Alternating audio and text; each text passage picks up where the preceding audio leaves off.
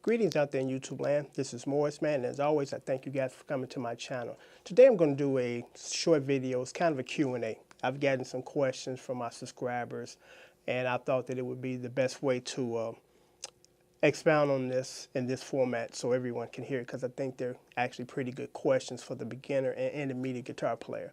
And the first one is from Dion. First of all, let me thank you, Dion, for a recent purchase of my 4 DVD set. I'm sure that you will get a lot of out of those videos. His question is a pretty common one. He's new to guitar, and his question is, what do you do, or what suggestions do I have for him to build his finger strength? Because, he's new to guitar. It's hard to do the bar chords, and, his fingers just kind of fatigue quickly. And that's a good question, because everybody who starts guitar is initially going to kind of struggle in that area. But his question was, do you have any suggestions as far as exercises, finger exercises to build your finger strength? And I actually got two recommendations. The first one is pretty simple. Just keep practicing. There to me is no set exercise to build your fingers. They get stronger when you just keep playing. So just keep playing. Just trying to keep, practicing on the bar chords and just running your fingers up and down the neck. The second one is one that most guitar teachers kind of miss, because when you're new to guitar, and of course it's going to be a struggle to play that F bar chord, you think that, oh, my hand's supposed to hurt because this is the beginning, and I'm just starting. Yeah, you're going to be uncomfortable. Your finger's going to be uncomfortable for a moment, for a while when you keep playing. But I think this is something that music teachers miss entirely, and been there, done that, because it's common sense to me. The more comfortable your guitar is, the more you can play it, the longer you can play it, and the more you want to play it, as opposed to the action's real high and your hands are just hurting, and it's just a struggle to get through, an exercise. And it's just common sense. If your guitar is comfortable to play, you play longer and you want to play. So they miss that, because it's very important as far as your action on your guitar and the neck on your guitar, because I just recently kind of put two and two together when it comes to fenders and strats, because or tellies and strats, because that's the second question from G Moore 115. Thank you for your comment. And his question was, I noticed you kind of lean more towards tellies versus Stratocasters these days, because I used to play Stratocasters exclusively for like 10 years straight. Every now and then I pick up a telly and play it, but I was more of a Strat guy, and mainly because of the sound. I mean, they have both distinct sounds and they both sound good, but at that time in my career, I was leaning more towards Strats. But the problem with the Strats to me was, and I'm not talking about the copies or another brand, but the Fender Squires or the Fender American made, when I play it, my fingers would fatigue quickly. And I'm like, maybe my fingers are just not strong. And I had another guy, and we put two and two together. He said, felt the same way. I thought it was just me. And it's not us. It's the neck. If for some reason the necks on the Fender Stratocasters or the Bullets, whatever ones, when you're playing them for a moment, your fingers fatigue quickly. And at first I thought it was probably the strings, or probably the action was, so I changed out the strings and adjusted the bridge, and it still hurted. When I'm playing that F chord, it's just torture. And I've come to the conclusion that it's the neck. It's something about the necks on Stratocasters that is just not comfortable.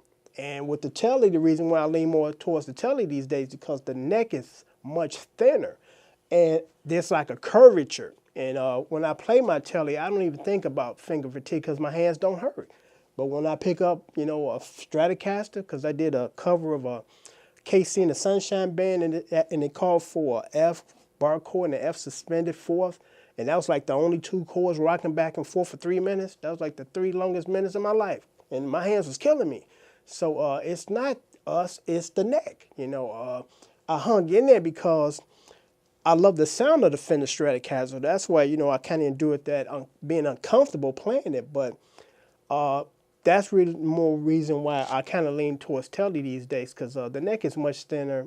And actually, if I had to make a comparison, you get more mileage out of the telly. The telly can do all types of tones. I mean, of course, it's known for that country twang. Prince had played it, telly's just about exclusively for his entire career. And the majority of the Motown stuff, like the lead lines, were done on a telly. And you can hear that because, again, they have two distinctive sounds. So these days I kind of lean more towards my Tele to play because it's easier on the fingers. I just recently purchased a Telecaster copy from the brand is called Gladiator, and I'm going to do a review on that separately probably next week.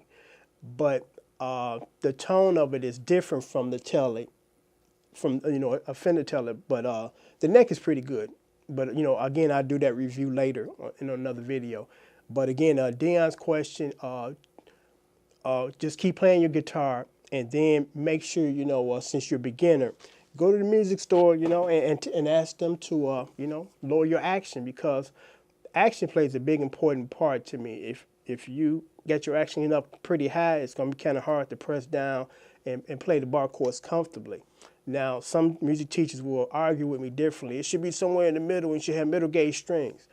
You play the way best for you, because no one can tell you how you should feel when you play guitar, because you know that more better than anybody. So don't listen to that teacher stuff about having certain gauge strings on your on your guitar and having the action kind of high. To me personally, and it's to each his own.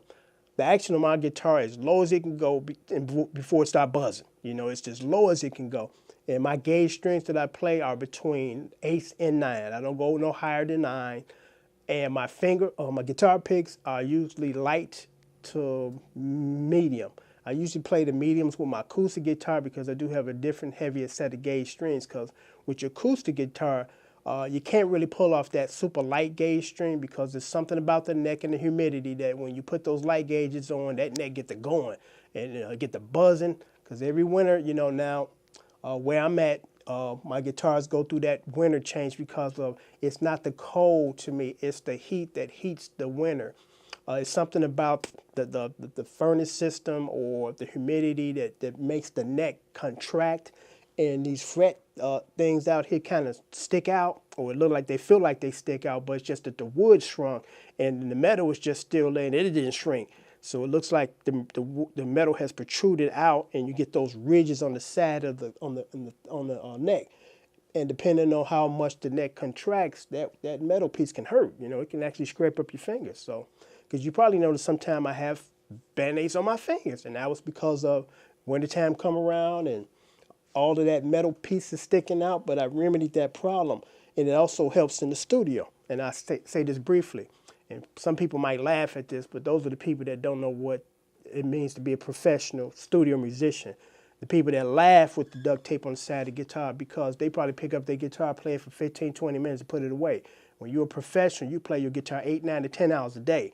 And trust me, that metal hurts. So, me and a couple of other musicians decided that this is a good idea to put a little duct tape on the side, so when that metal starts to protrude, you don't feel it. And then it's just pretty smooth with the duct tape on there, and you can play longer. Because again, when your guitar is comfortable, you play it longer. You want to play it. So again, recommendation is for Dion is to play more and actually make sure you got a decent guitar where you're comfortable. Because I just recently purchased a guitar for my nephew because he's starting to play. And I told him, I said, you don't know how lucky you are, because you had somebody who's a professional that set your guitar up and personally inspected it before you got it, because most guitar players, their first guitars are crap, but he got a good one out the gate, whenever he brings it over and I change the strings, I play it, and I even do some video covers with that guitar because it plays that well. And it's not a known brand guitar. I think it's called CK on the top of it. CB, just those 2 letters.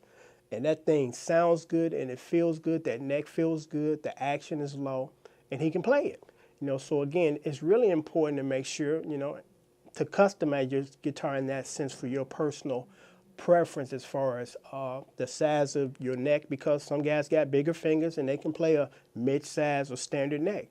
Me, I don't have super big fingers, and I lean more towards the Tele these days, because when I play my Tele, I don't even think about my fingers are hurting or I'm stretching here or I'm fatiguing. But when I play that Fender Stratocaster for 10 minutes, it registers, it hurts. Let's get through this song.